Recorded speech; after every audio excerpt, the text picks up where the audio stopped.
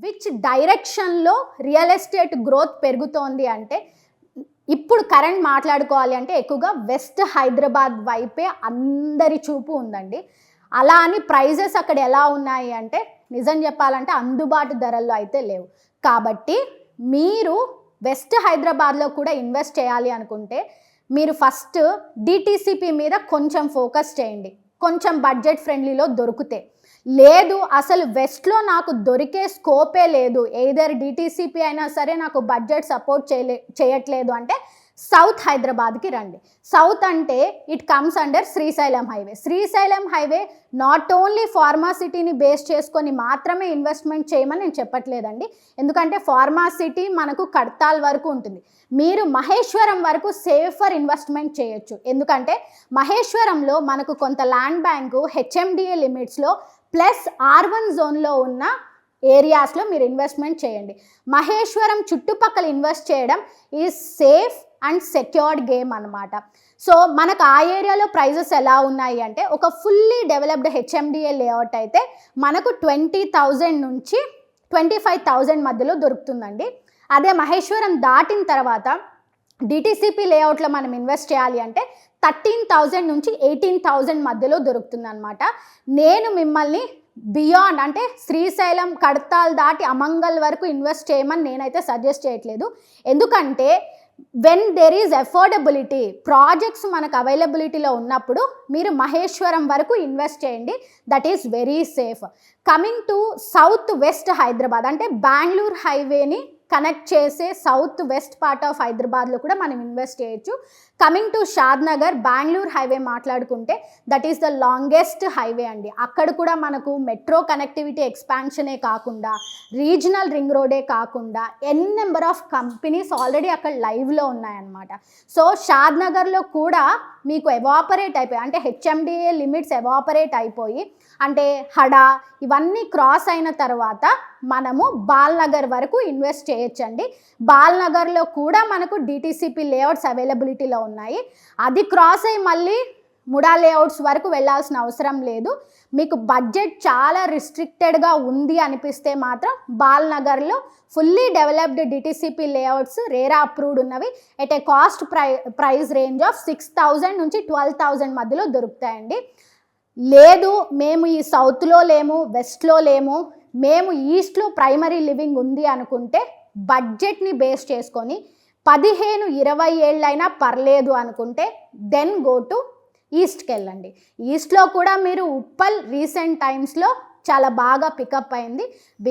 ఎందుకంటే ఐటీ కంపెనీసే కావచ్చు అండ్ రీసెంట్గా మనకు అనౌన్స్ చేసిన స్కై వాక్ ఫ్లైఓవర్స్ కావచ్చు, ఈ sleep policy which is taken care bye the government అనమాట. సో కాబట్టి ఈస్ట్లో కూడా మీరు ఇన్వెస్ట్ చేయాలి అనుకుంటే వెస్ట్లో ఉన్న వాళ్ళు కూడా మీకు అంటే ఎందుకంటే అది బడ్జెట్లో దొరుకుతుంది. అంటే ఇక్కడ వెస్ట్లో కానీ సౌత్లో కానీ ప్రైమరీ లివింగ్ మనం అబవ్ 1 crore అయితే కానీ మనకు విల్లా కానీ ఫ్లాట్ కానీ రావట్లేదు. సో కాబట్టి ఈస్ట్లో మీకు ఇంకో సెకండరీ హోమ్ కావాలి, బడ్జెట్లో కావాలి, ఒక 55 lakhsలో కావాలి అనుకుంటే మాత్రం మీరు వచ్చి ఈస్ట్లో ఉప్పల్ దాటిన తర్వాత కూడా మీరు ఇన్వెస్ట్మెంట్స్ చేయండి. సో కాబట్టి ఈ డైరెక్షన్స్లో కూడా మీరు ఇన్వెస్ట్మెంట్స్ ఒక 10 years అయినా పర్లేదు, నాకు అంత వెయిటింగ్ పీరియడ్ ఉంది అనుకుంటే మాత్రం మీ ఇన్వెస్ట్మెంట్స్ని తీసుకొచ్చి ఏ డైరెక్షన్లో అయినా ఇన్వెస్ట్ చేయండి. బట్ ఇన్వెస్ట్ చేసేదానికి మాత్రం మీరు తెలుసుకోవాల్సిన ముఖ్యమైన థింగ్స్ ఏంటి అంటే అసలు అక్కడ అపార్ట్ గవర్నమెంట్ ప్రాజెక్ట్స్తో పాటు ఇన్ఫ్రా అంటే మనకు కావాల్సిన ప్రైమరీ ఇన్ఫ్రా ఎలక్ట్రిసిటీ ఉండాలి, వాటర్ ఉండాలి, రోడ్స్ ఉండాలి. ఈ 3 సపోర్ట్ చేసే సిస్టమ్ ఉండడం కూడా చాలా ఇంపార్టెంట్ అండి. సో ఇవన్నీ ఉన్నప్పుడు అక్కడ మనకు ప్రైమరీ లివింగ్ అనేది సపోర్ట్ అవుతుంది. ప్రైమరీ లివింగ్ సపోర్ట్ అయితే ఆటోమేటిక్గా దాన్ని సపోర్ట్ చేసే ఎకో సిస్టమ్ వస్తుందన్నమాట. So next most important thing 111 GO కూడా ఇన్వెస్టర్స్ని చాలా కన్ఫ్యూజన్లో పడేసిందండి. ఒకటి ఆక్షన్ 100 కోట్లు మొత్తం అంతా అంటే అసలు ఇన్వెస్ట్ చెయ్యొచ్చా ఈ టైంలో అని అందరూ ఒకసారి ఆగిపోయారు.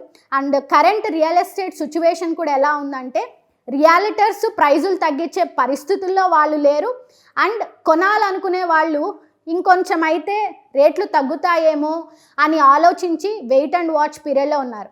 ఇక్కడ ఒక్క విషయం మీరు అబ్జర్వ్ చేయాల్సింది ఏంటంటే మనకు గత కొంతకాలంగా స్టేబుల్ డెవలప్మెంట్స్ ఎక్కడైతే జరుగుతూ ఉంటాయో అక్కడ ఎప్పుడు రేట్స్ పెరుగుతూనే ఉంటాయండి. సో ఎలక్షన్స్ని బేస్ చేసుకోనో లేకపోతే అనౌన్స్మెంట్స్ని బేస్ చేసుకోనో రియల్ ఎస్టేట్ అనేది అప్ అండ్ డౌన్ అవుతూ ఉంటుంది అనేది జనరల్గా అనుకుంటుంటారు.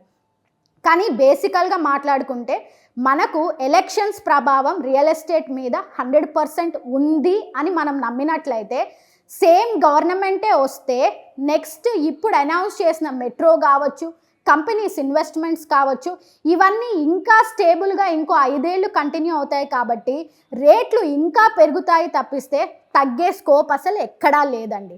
సో కాబట్టి మీరు ఇన్వెస్ట్ చేయాలనుకుంటే మాత్రం న్యూస్లో చెప్పినట్టు సో కాల్డ్ ఎంతోమంది ఇక్కడ అసలు భూమి కొనలేము అని మీకు అడ్వైజ్ ఇచ్చే సో కాల్డ్ ఎవరైతే ఉంటారో మీరు కొంచెం వెయిట్ చేసి ఒక సండే వస్తే మీరు ఎలాగ నెట్ఫ్లిక్స్లో సిరీస్ చూస్తుంటారో అలాగే take 2 hours of time period investment చేయాలి అనుకున్నప్పుడు గ్రౌండ్లోకి వెళ్ళి ప్రైజెస్ ఎలా ఉన్నాయో ఒక్కసారి రీసెర్చ్ చేయండి. అలా రీసెర్చ్ చేసినప్పుడు నిజంగా గ్రౌండ్ రియాలిటీ ఎలా ఉందో తెలుస్తుంది. మీరు ఇండిపెండెంట్గా అయినా ల్యాండ్ కొనడానికి ఇంట్రెస్ట్ చూపించండి, ప్రాబ్లమే లేదు.